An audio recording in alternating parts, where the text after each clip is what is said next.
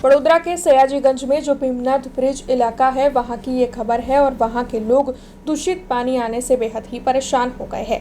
दरअसल काफी वक्त से यहां पर दूषित पानी आ रहा है और इस मामले में पालिका के अधिकारियों को बार बार इत्तला भी दी गई है, लेकिन उसके बावजूद भी ये समस्या नहीं सुलझ रही है।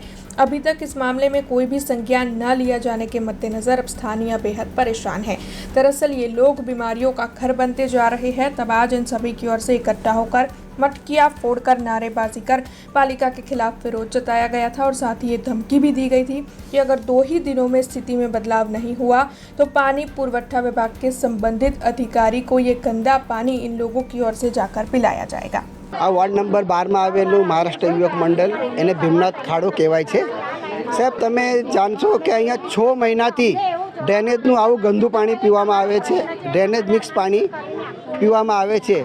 तंत्रने नीचेથી લઈને ઉપર સુધી દરેકને જાણ કરી પણ છતાં કોઈ અધિકારી આ વિસ્તારમાં ધ્યાન આપતા નહીં કે સ્થાનિક કોઈ આગેવાન આ વિસ્તારમાં ફરકતા પણ નથી। અહીં તમે આવીને જોશો તો હું તો કહું છું કે ડૉક્ટરની ટીમ અંદર આવીને તપાસ કરે તો દરેક ઘરે એક છોકરો લેડીઝ બધા બીમાર મળશે।